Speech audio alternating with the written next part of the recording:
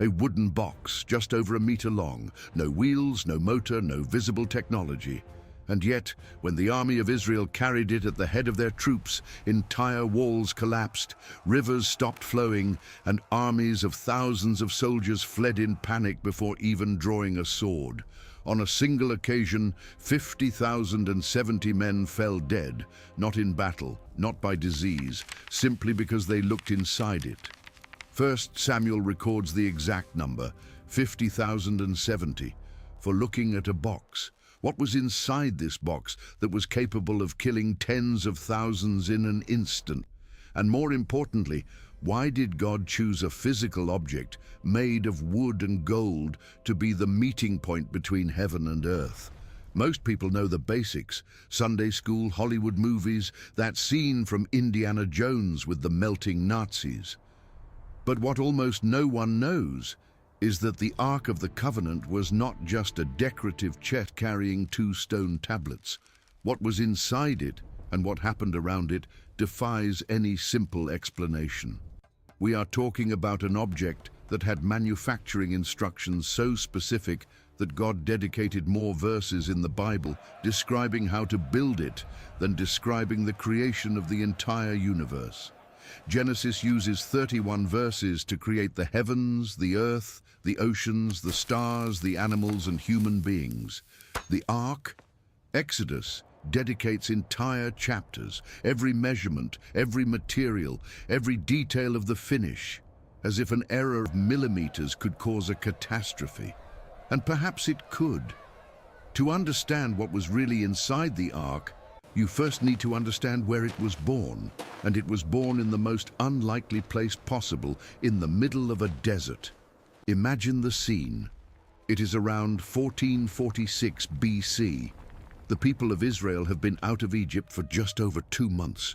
2 months. They still have Egyptian sand in their sandals. They are camped at the foot of Mount Sinai, a mountain that, at that moment, was trembling, spitting fire, and was covered by a cloud so dense and dark that it looked like night in the middle of the day. Exodus says the entire mountain smoked because the Lord had descended upon it in fire. The smoke rose like smoke from a furnace. The earth beneath the feet of more than 600,000 people shook non-stop. And it is in this setting, fire, smoke, earthquake, an entire nation paralyzed with fear, that Moses climbs the mountain alone. And he stays up there for 40 days, 40 days without eating, 40 days without drinking, 40 days inside a cloud where God dwelt. And when Moses finally comes down, he brings 2 things. In his hand, the tablets of the law, the 10 commandments written by the very finger of God. In his mind, an engineering project so detailed it would make any modern architect stand up from their chair. Exodus 25, verse 10. This is where God begins to dictate the instructions. And pay attention to the precision. They shall make an ark of acacia wood. Its length shall be 2.5 cubits, its width 1.5 cubits, and its height 1.5 cubits. 2.5 cubits by 1.5 cubits by 1.5 cubits. Converting to modern measurements, that is approximately 1 meter and 15 centimeters long, 70 centimeters wide, and 70 centimeters high. A box that would fit inside the trunk of a compact car. That was the size of the most dangerous and most sacred object that has ever existed on the face of the earth. But the size is the least impressive detail. What really draws attention is the construction. The chosen wood was acacia. Not just any wood, acacia from the Sinai desert. And here is a detail that most people skip over. Sinai acacia is one of the hardest and most resistant woods in existence. It grows in extreme conditions: stony soil, heat of over 45 degrees Celsius, almost no water. This makes the wood incredibly dense, with fibers so compacted that it resists termites, resists moisture, resists time. Archaeologists have found pieces of Egyptian acacia over 3,000 years old in almost perfect condition. It was the wood of eternity, and God chose it for a reason, but the wood was only the skeleton. The text says that this acacia box should be overlaid with pure gold inside and out. Exodus says, "And you shall overlay it with pure gold. Inside and outside you shall overlay it." Pay attention to that phrase, inside and outside. The ark was not a wooden box with a layer of gold on the surface like a piece of plated furniture. It was a triple structure: gold, wood, gold, like a sandwich. Pure gold on the inside, acacia wood in the middle, pure gold on the outside. And here things get fascinating.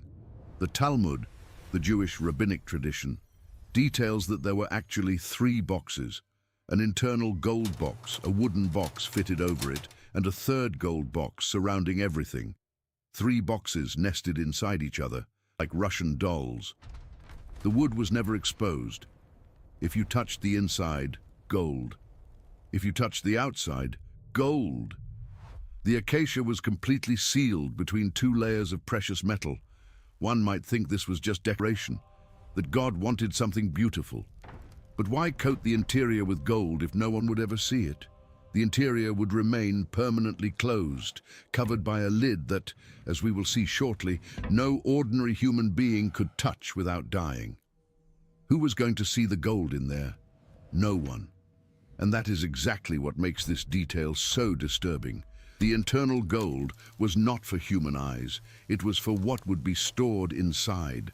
And now we come to the center of this mystery. What exactly was inside this triple box of gold and acacia? The best-known answer is the 2 stone tablets containing the 10 Commandments. Deuteronomy 10:5 confirms this directly. Moses says, "I put the tablets in the ark I had made, and they are there now as the Lord commanded me." Period. Stone with divine writing inside a gold box. It seems simple, but it was not simple, because the tablets inside the ark were not just any stone with any writing. Think about what the text is actually saying. Exodus describes the tablets as written by the finger of God, not by a human chisel, not by Moses copying a dictation.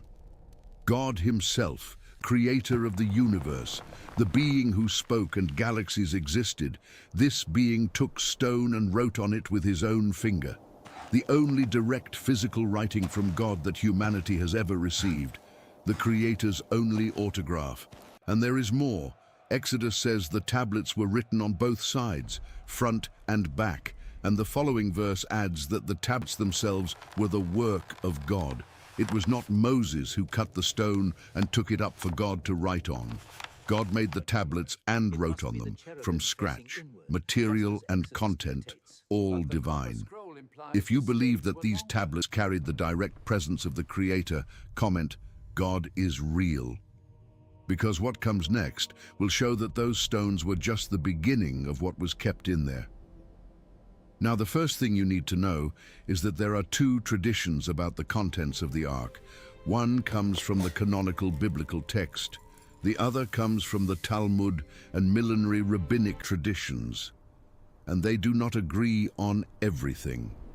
Hebrews 9:4 in the New Testament gives the most complete list. It says that inside the ark were 3 items: the tablets of the covenant, a golden jar containing manna, and Aaron's rod that budded. 3 objects, each of them with a story that defies logic. Let's go to the second item, the jar of manna. And here I need you to understand the context, because without it, this detail loses all its force. When Israel left Egypt and entered the desert, they had no food. More than 600,000 men, not counting women and children. Some scholars estimate between 2 and 3 million people in total. In the desert, no agriculture, no sufficient herds, no markets. Hunger was a matter of days. And then something happened that has no parallel in human history. Exodus 16 describes that every morning when the night dew evaporated, the desert floor was covered by a fine substance like frost, like small white flakes. The people looked and asked manhu, which in Hebrew means what is it? And the name stuck. Manna, what is it? The description is strange. Numbers 11:7 says the manna looked like coriander seed and had the appearance of bdellium. a translucent yellowish resin. Exodus says the taste was like honey wafers. The people could grind it, pound it, boil it, or bake it. It was versatile. And it appeared every morning, 6 days a week, for 40 years. 40 years without failing a single working day. But here comes the detail that transforms manna from a biblical curiosity into something truly inexplicable. Manna had an expiration date of 1 day. Exodus 16, 19 and 20 says that when someone tried to keep manna for the next day, it bred worms and stank. It rotted overnight. No one could stockpile it. It was impossible to accumulate, except on Friday. On Friday, the people gathered a double portion, and this extra portion lasted perfectly until Saturday, the day of rest, without rotting. A substance that rots in hours suddenly lasts 36 hours longer, exactly on the day God commanded them to rest. Coincidence? The text does not treat it as a coincidence, and now comes the part that connects everything with the ark. God commanded Moses, in Exodus 16:33, "Take a jar and put an omer of manna in it, and place it before the Lord to be kept for your generations." An omer, approximately 2.2 liters of manna, placed inside a golden jar, deposited inside the ark. And here is the mystery. Manna rotted in 1 day, in hours. It bred worms, it stank. It was biologically impossible to preserve. But the manna inside the ark, inside that triple box of gold and acacia, did not rot. Never, for centuries. When Solomon's temple was inaugurated, more than 400 years after the desert, that jar was still there, 400 years.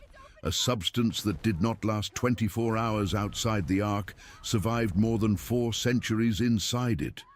What was in that box that suspended the decomposition of matter? And then there is the third object, perhaps the most visually strange of all. Aaron's rod. Numbers chapter 17 tells the full story. Israel was in crisis. The people began to question the authority of Moses and Aaron. "Why do you two think you are better than us? Who said you were chosen?" The rebellion was real. Korah, an influential Levite, led 250 community leaders against Moses. 250. It wasn't just a handful of dissatisfied people, it was an organized coup. God responded drastically. The earth opened its mouth and swallowed Korah and his family alive. Fire consumed the 250 leaders.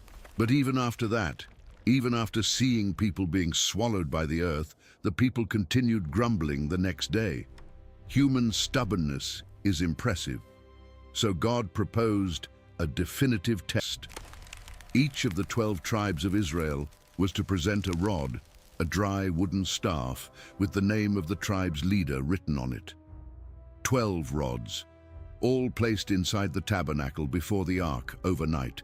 The rod that sprouted would be the divine sign of whom God had chosen. Think about the premise. 12 pieces of dead wood, dry, cut from the tree. No root, no water, no soil, no sun. Dead wood does not sprout. It is biologically impossible. That was exactly the point. The next morning, Moses entered the tabernacle. 11 rods were exactly as they had been left. Dry wood, dead. But Aaron's rod, number 17:8, describes it with almost photographic precision, had budded, produced blossoms, and yielded ripe almonds. 3 stages of life in a single night. Bud, blossom, and fruit. On a piece of cut wood without roots, without water, in the dark. Not just a sign of life, an impossible acceleration of life. As if entire months of growth had been compressed into hours. And this rod, this piece of wood that defied all biology, was placed inside the ark, along with the tablets written by the finger of God and the manna that refused to rot. Now, stop and think about what you have in there. 3 objects that violate the laws of nature, a writing that no human hand produced, a food that does not decompose, and a piece of dead wood that generated life. All 3 together, sealed inside a box that killed anyone who touched it without authorization. What kind of energy, what kind of presence inhabited that space of 70 centimeters by 70 centimeters? But the ark did not end with the box. In fact, the most important part was not inside it. It was on top. Exodus introduces the object that transformed that box into something completely different from any religious artifact of antiquity. The lid. In Hebrew, the kaporet. In English, it became known as the mercy seat, the place of propitiation, the place of forgiveness. A slab of solid, pure gold, with the same dimensions as the ark, 1 meter and 15 by 70 centimeters, pure gold, not plated, a single solid piece of gold. The weight? Conservative estimates speak of at least 40 to 50 kilograms of pure gold, just for the lid. At current gold prices, we are talking about something around $3 to $4 million in a single piece of metal. And that was just the cover. But it was not the lid itself that mattered. It was the two beings that were on top of it, two golden cherubim. And here most people imagine chubby little angels with tiny wings, those babies from Renaissance paintings. Erase that image now. Biblical cherubim are nothing like cute. Ezekiel chapter 1 and chapter 10 describe cherubim as creatures with 4 faces, of a man, a lion, an ox, and an eagle. 4 wings, human hands under the wings, and feet that shone like polished bronze. They were creatures that radiated fire, beings of war, guardians. Genesis says that God placed cherubim at the entrance of Eden with a flaming sword to guard the way to the tree of life. Cherubim are not messenger angels.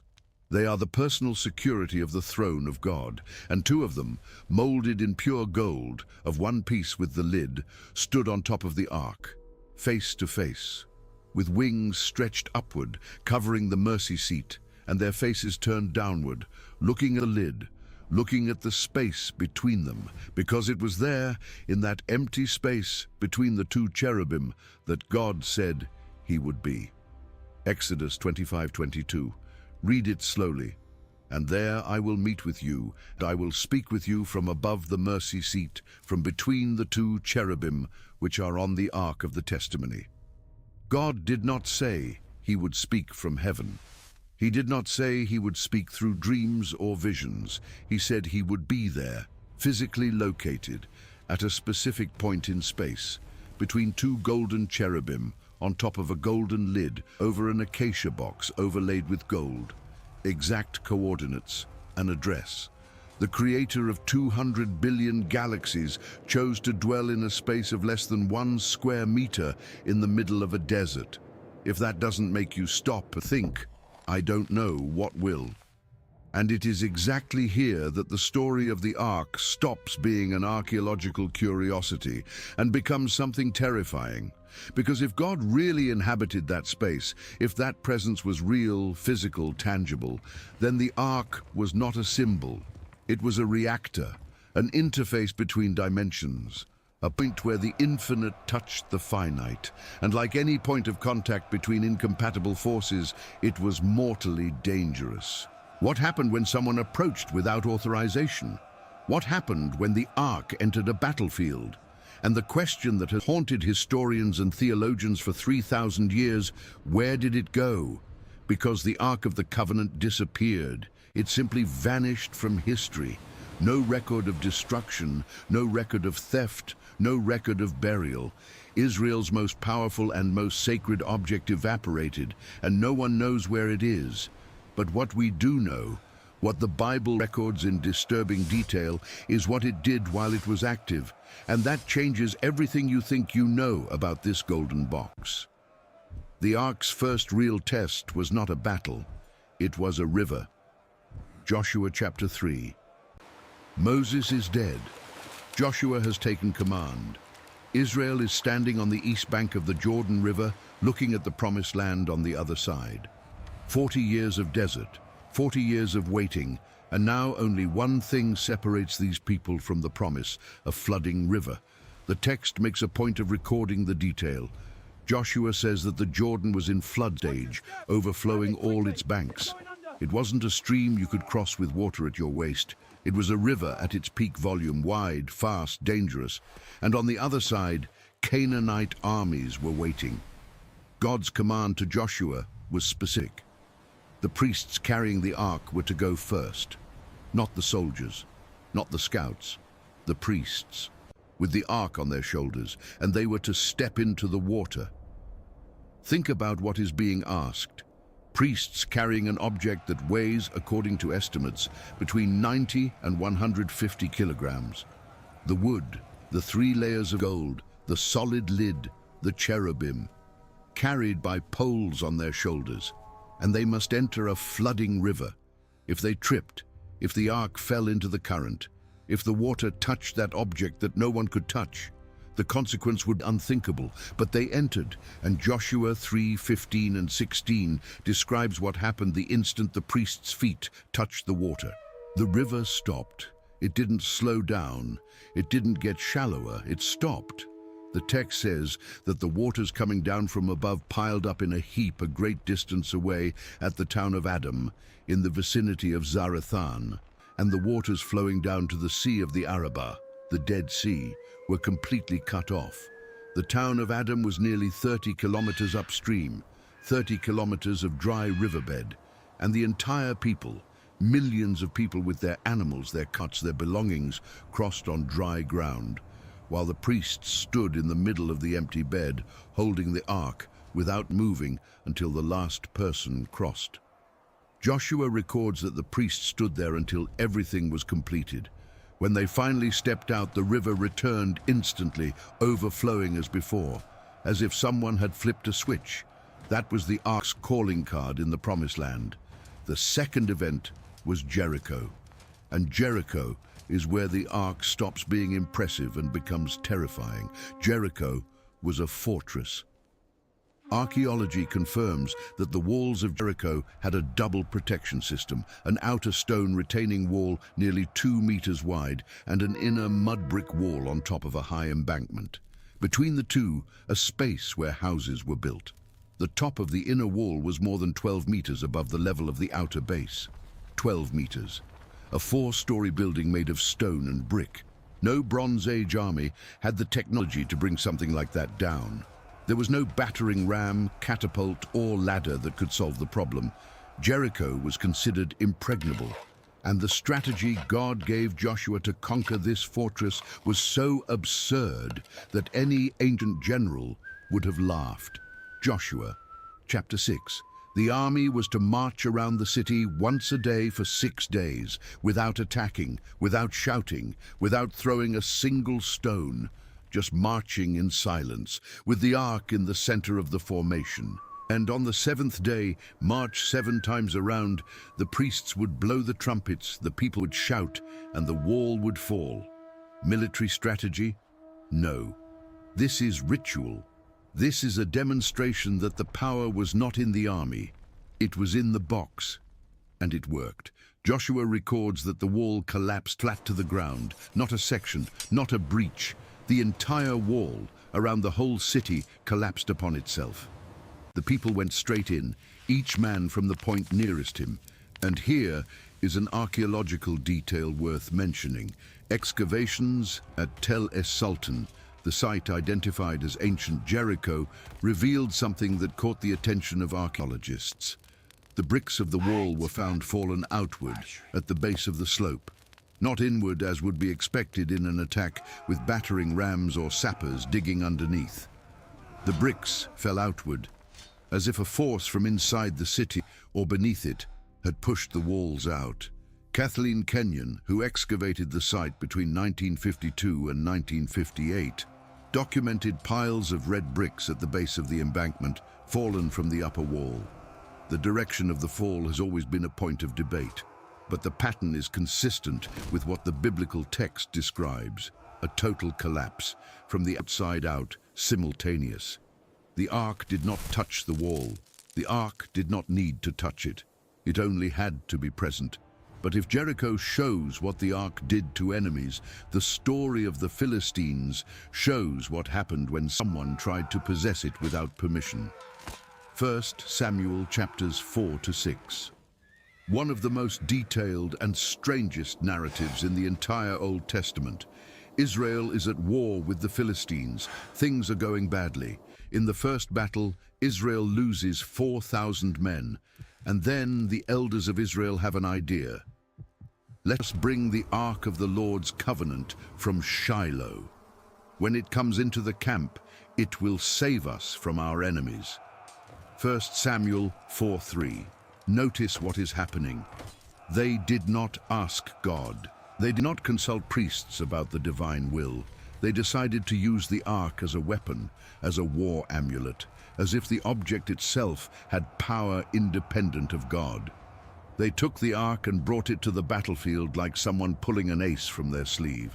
And when the ark arrived at the Israelite camp, the people shouted so loudly that the earth shook. 1 Samuel 4:5.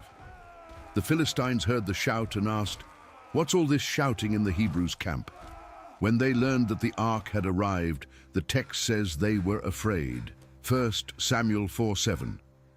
The Philistines were afraid and said, "A god has come into their camp. Woe to us! Nothing like this has happened before." Even the Philistines knew what that box represented. Even being pagans, worshippers of Dagon, they knew the stories. 1 Samuel 4:8 records their words, "Woe to us! Who will deliver us from the hand of these mighty gods?"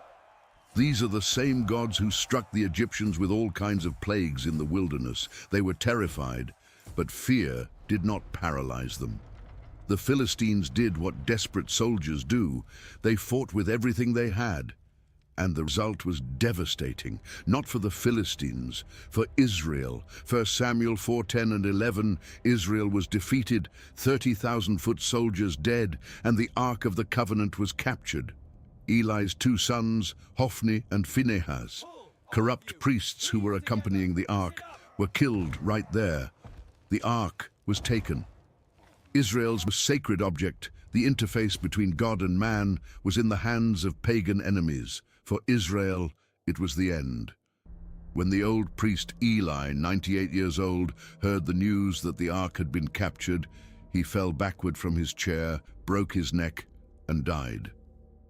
His daughter-in-law, upon hearing it, went into labor, gave birth to a boy, and died. But before she died, she named the child Ichabod, which means the glory has departed from Israel. The entire nation went into mourning. The glory had departed. But the Philistines did not know what they had brought home, and they were about to find out in the worst way possible. They took the ark to Ashdod, one of the 5 main Philistine cities, and placed it inside the temple of Dagon, the fish god, the supreme deity of the Philistines. They placed the ark next to the statue of Dagon as a trophy, as if to say, "Our God defeated their God." The next morning, the priests of Dagon entered the temple and found the statue of Dagon fallen face down on the ground before the ark, prostrate, as if it were bowing. 1 Samuel 5:3. They picked up the statue and put it back in its place. They probably thought it was the wind, an accident, a coincidence. The next morning, Dagon was fallen again. Only this time, the statue was not just on the ground. 1 Samuel 5:4 details, Dagon's head and the palms of his hands were cut off, lying on the threshold, separated from the body. The statue was decapitated and mutilated during the night, inside a closed temple, without anyone entering. Only Dagon's trunk remained intact. The god of the Philistines was dismembered in his own house by the simple presence of the ark. And then the plague began. 1 Samuel 5:6 says that the Lord's hand was heavy on the people of Ashdod. Tumors. The Hebrew text uses the word opalim, which can refer to tumors, hemorrhoids, or buboes. Painful tumors that sprouted on people's bodies. The entire city of Ashdod was hit. Men, women, the elderly, children, no one was immune. The leaders of Ashdod panicked.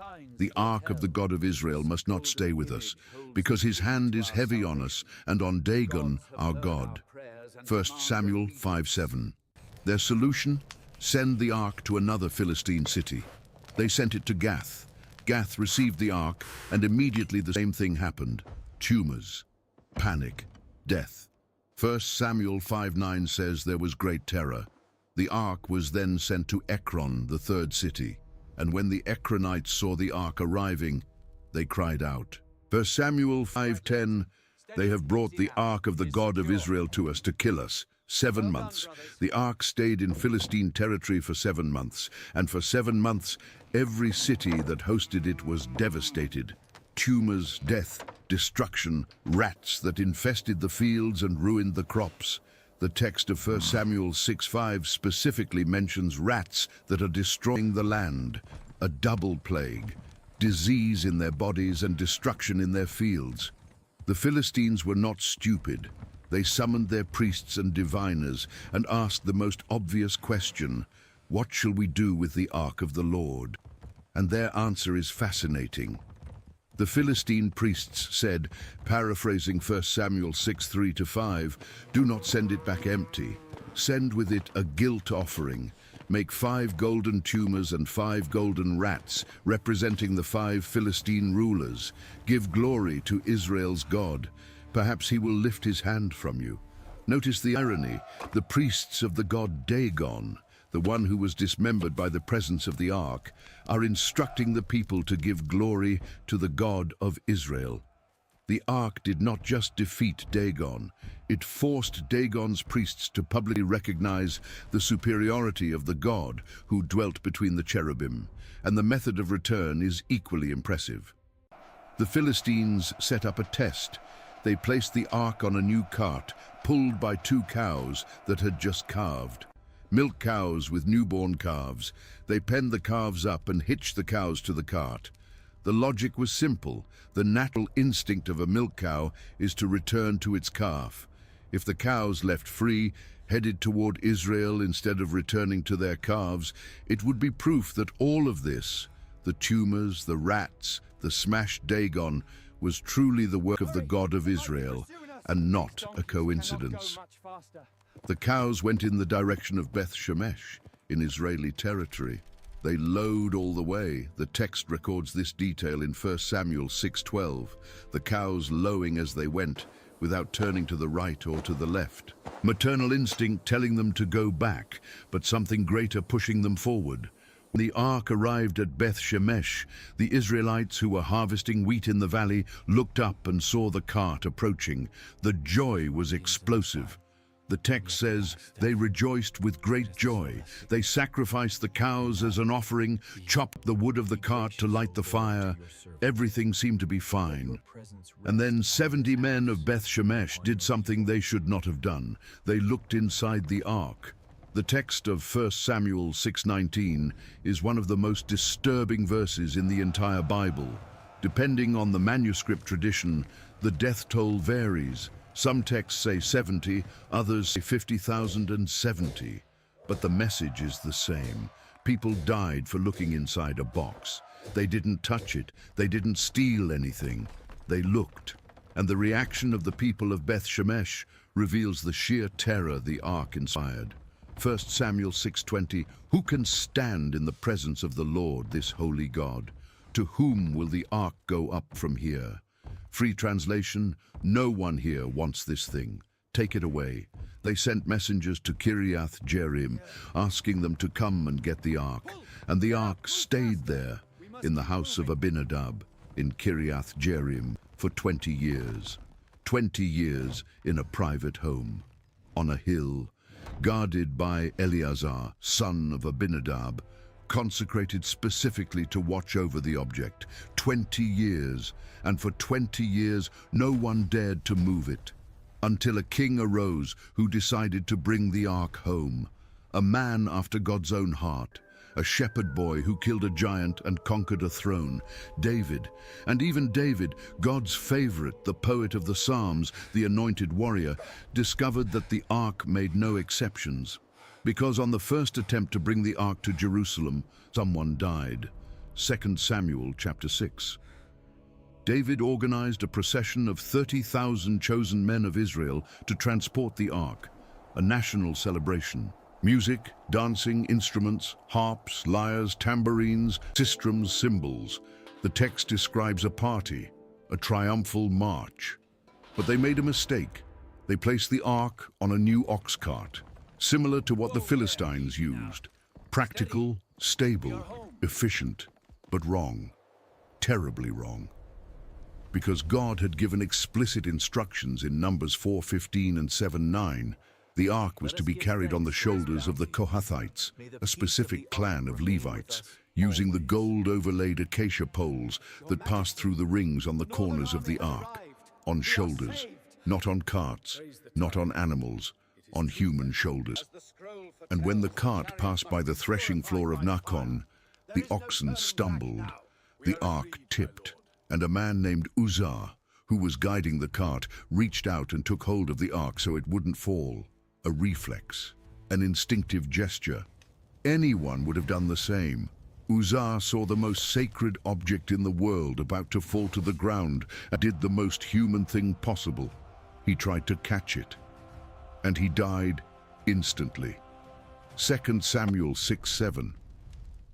The Lord's anger burned against Uzzah because of his irreverent act. Therefore God struck him down, and he died there beside the ark of God. The text says David was angry. 2 Samuel 6:8 uses the Hebrew word vayichar. It burned, it scorched. David burned with frustration and with fear. Verse 9 says that David was afraid of the Lord that day. The warrior king, the giant killer, was terrified. And the question he asked echoes the same question of the men of Beth Shemesh. How can the ark of the Lord come to me? The procession stopped. The music ceased. The party was over. David did not take the ark to Jerusalem. He diverted it to the house of a man named Obed-Edom the Gittite, and there the ark stayed for 3 months.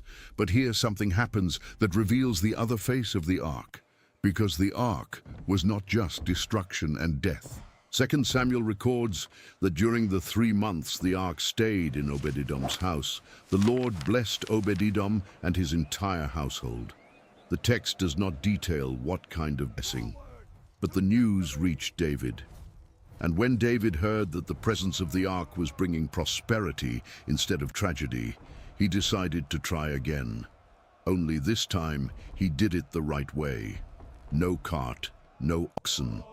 Levite priests carrying the ark on their shoulders with the poles, as God had commanded from the beginning. And every 6 steps they sacrificed a bull and a fattened calf. 6 steps, sacrifice. 6 steps, sacrifice. The distance between Obed-Edom's house and Jerusalem on foot would be at least an hour's walk. Imagine how many sacrifices were made on that journey, the smell of blood and burning fat marking every stretch of the way. And David, the king of Israel, was dancing before the ark with all his might. 2 Samuel says he danced with all his might, wearing only a linen ephod, a simple garment, no royal robe or crown. The most powerful king of Israel, half naked, sweating, dancing like a man possessed by joy before a gold box that killed those who touched it wrong. The same ark, death for some, blessing for others, terror and joy. It depends on how you approach it. And it is exactly this duality that makes the ark so hard to classify. It was not simply a weapon. It was not simply an altar. It was both and more. It was the earthly throne of the living God. And thrones are not toys. When the ark finally reached Jerusalem, David placed it inside a special tent he had prepared. Not a stone temple, a tent. And there it stayed throughout David's reign. The king wanted to build a permanent temple, a house worthy of that presence. But God said no.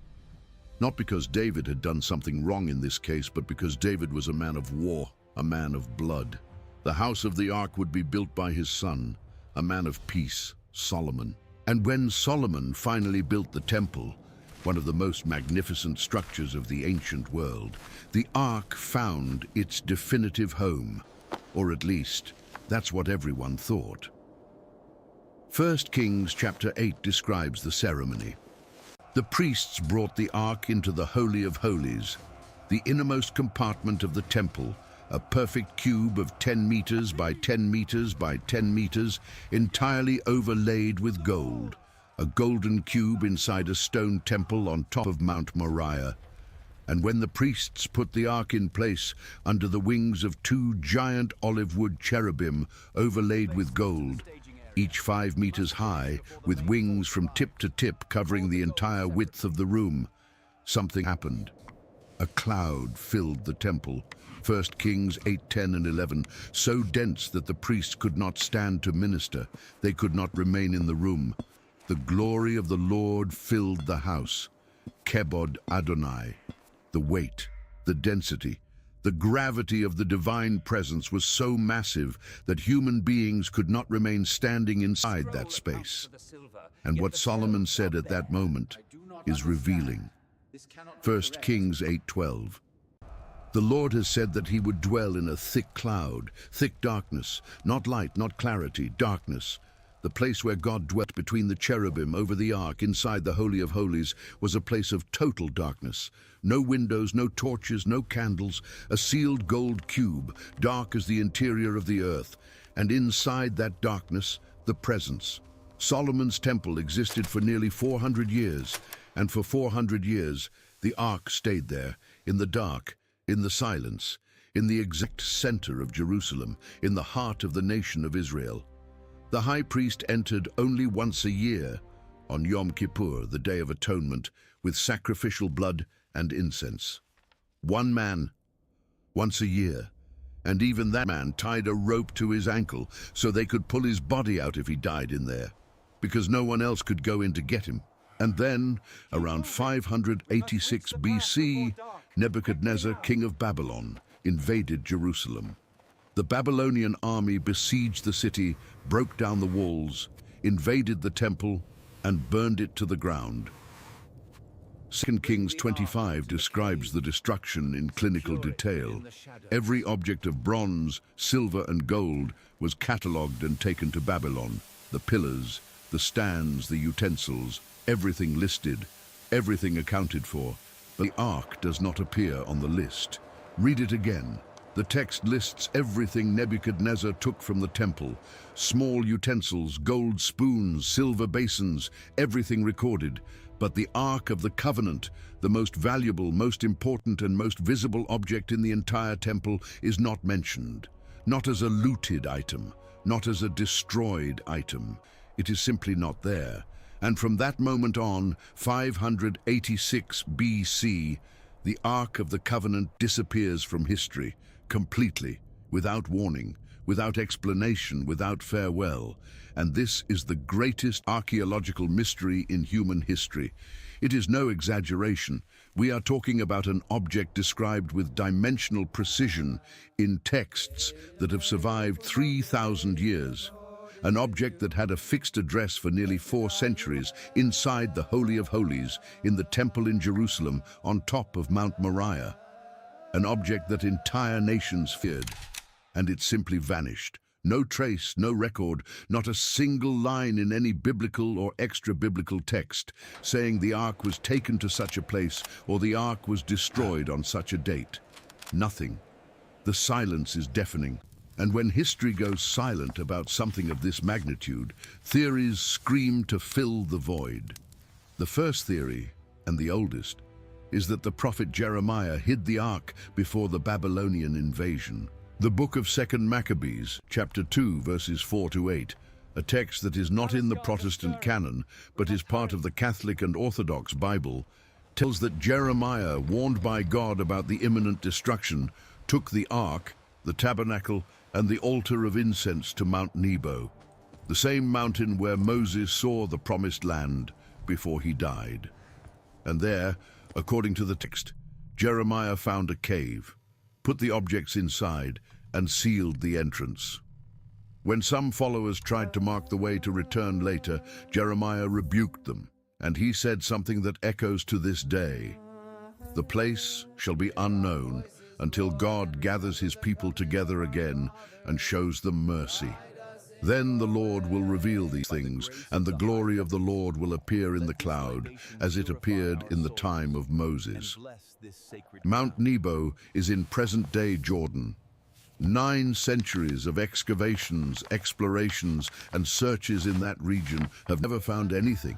But the idea persists, a sealed cave somewhere in the Jordanian mountains, guarding in the dark the same objects that stayed in the dark of the Holy of Holies for 400 years. The second theory crosses continents. Ethiopia, specifically the city of Axum in the north of the country. The Ethiopian Orthodox Church claims, not as a legend, not as a folk tradition, but as official doctrine, that the Ark of the Covenant is in Axum, in the chapel of Our Lady Mary of Zion, guarded by a single monk, chosen for the role, who spends the rest of his life inside the chapel without ever leaving. When this monk dies, another is chosen. No one else can see the Ark. No scholar, no archaeologist, no head of state, no camera. Ethiopian history is told in the Kebra Nagast, the Book of the Glory of Kings, a 14th century text that narrates the Queen of Sheba's visit to King Solomon. According to this tradition, Sheba and Solomon had a son named Menelik. When Menelik grew up, he visited his father in Jerusalem, and upon leaving, he took the ark with him, with or without Solomon's consent, depending on the version. The ark would have traveled from Jerusalem to Ethiopia, crossing the desert, sailing the Red Sea, climbing to the mountains of the Ethiopian plateau. And there it stayed, for more than 3,000 years, if the tradition is correct. The problem with this theory is obvious. There is no way to verify it. No outsider has ever examined the object in Axum. It could be the original ark, it could be a medieval replica, it could be anything, and the Guardians have no intention of allowing verification. But there is an intriguing detail. Ethiopia has the oldest Jewish tradition outside of Israel. The Beta Israel, the Ethiopian Jews, practiced a form of Judaism that seems to have separated from the main tradition before the destruction of the First Temple. Their rituals do not include the Talmud, which was compiled centuries later. Their customs reflect practices that disappeared from rabbinic Judaism, as if the religious clock had stopped at some point in the First Temple period. Coincidence? Perhaps. But it is the kind of coincidence that keeps researchers awake at night. The third theory is the simplest and the most frustrating. The Ark never left Jerusalem. It is under the Temple Mount, right now, while you are listening to this. Rabbinic tradition, recorded in the Talmud, specifically in the treatise Yoma 53b, claims that King Josiah, foreseeing the destruction of the temple, hid the Ark in underground chambers that Solomon had built for exactly that purpose. Solomon, the wisest man in the world, would have foreseen that the temple might one day be destroyed.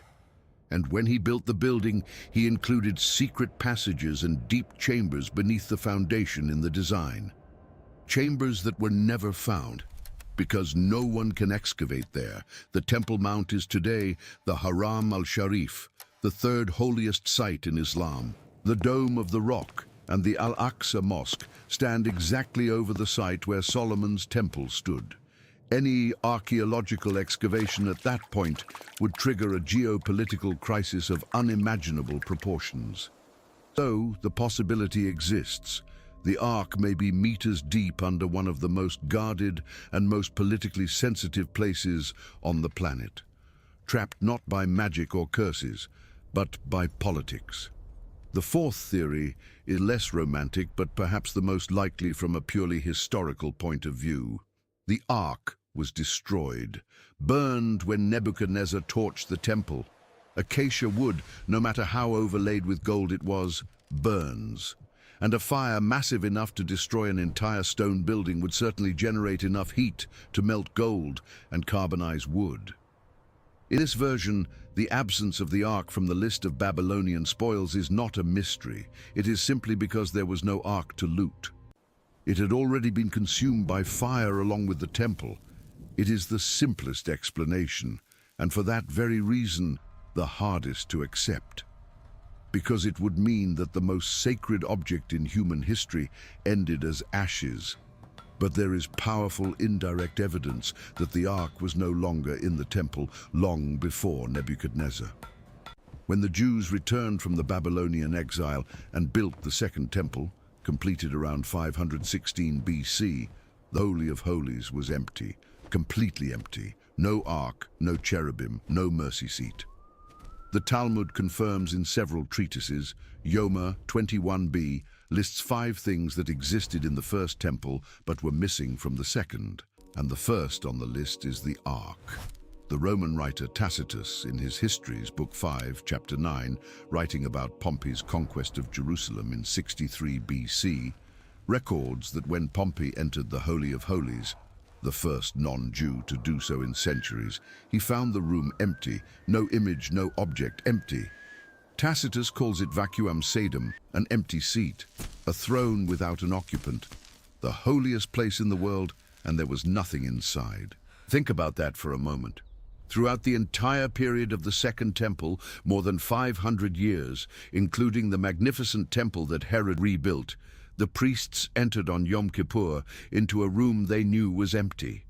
They sprinkled blood on a stone that marked the place where the ark should have been, a stone called Even HaShtia, the foundation stone, according to tradition, the stone upon which God founded the world.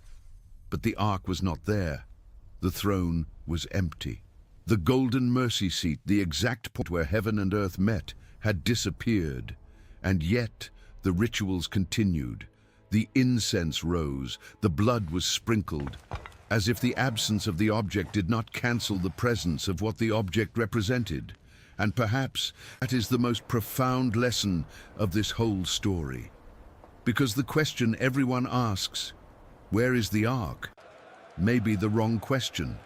The right question might be, what did the ark mean? And the answer is in everything we have seen in the last few dozen minutes. The ark was an interface, a point of contact between the infinite and the finite, between a God that no temple can contain and human beings who need something physical to anchor the invisible. The cherubim on the mercy seat were not decoration. They were the ground zero of a bridge between dimensions. The gold was not ostentation. It was the most incorruptible material antiquity knew, the only one worthy of covering the eternal presence. The poles that could never be removed were not a design flaw. They were a permanent reminder that God was not static, could not be imprisoned in one place. The ark was always ready to move. The divine presence was not a museum object. It was alive, dynamic, dangerous. And that is what makes the ark different from any other religious relic. The Holy Grail, the Spear of Destiny, the Shroud of Turin. These are objects of devotion, fascinating, debated, venerated. But the ark was not venerated. It was feared. No one prayed to the ark. No one lit candles before it. No one made pilgrimages to see it, because seeing it could kill, touching it could kill, standing near it without authorization could kill. It did not ask for worship. It demanded respect, and the difference between worship and respect is the difference between a beautiful painting on the wall and a nuclear reactor running in your basement. One you admire, the other you treat with rigid protocols or suffer the consequences. And here is what most people don't realize. The ark did not need to physically exist to fulfill its purpose. The purpose was never the box. It was never the gold. It was never the stone tablets inside. The purpose was what happened above the mercy seat, between the wings of the cherubim, the presence. And presence does not depend on furniture. When the prophet Jeremiah, the same Jeremiah who may have hidden the ark, prophesied about the future, he said something that must have shocked his contemporaries. Jeremiah 3:16. In those days, when your numbers have increased greatly in the land, declares the Lord, people will no longer say, the ark of the covenant of the Lord. It will never enter their minds or be remembered. It will not be missed, nor will another one be made. It will not be remembered. It will not be sought, and another will not be made. The prophet who possibly hid the ark is the same prophet who said it would become irrelevant, not because it failed, but because something greater would come. In the New Testament, the book of Hebrews dedicates entire chapters explaining that the ark, the tabernacle, and the entire sacrificial system were shadows, imperfect projections of a reality that had not yet manifested. Hebrews 9, 11 and 12 argues that Christ entered a holy of holies not made by human hands with his own blood once and for all. No longer a high priest once a year with the blood of animals entering a dark cube of gold, but something definitive. In the book of Revelation, chapter 11, verse 19, John has a vision. God's temple in heaven is opened and the Ark of the Covenant appears. In heaven. Not in a cave on Mount Nebo, not in a chapel in Ethiopia, not under the Temple Mount, in heaven.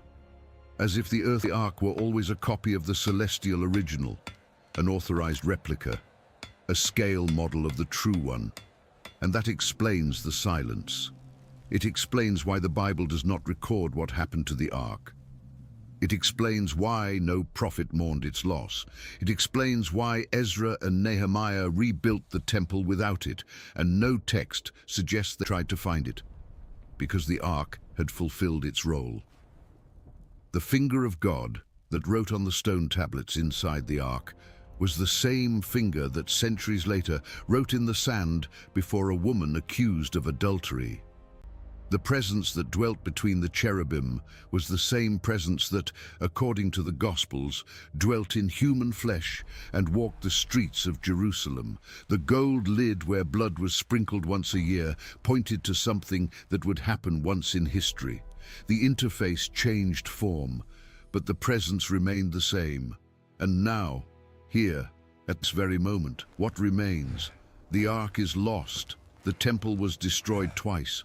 The Holy of Holies no longer exists as a physical space. The stone tablets, the jar of manna, Aaron's rod, objects that defied the laws of nature, are in a place no one knows, or nowhere at all. But the question the ark forced people to answer remains as alive today as it was 3,000 years ago. The question was never what is inside the box. The question was always, what do you do with the presence of something infinitely greater than you? The Philistines answered with arrogance and were devastated. Uzzah answered with carelessness and died. Eli's sons answered with disrespect and lost everything. But David answered with genuine reverence and danced with everything he had.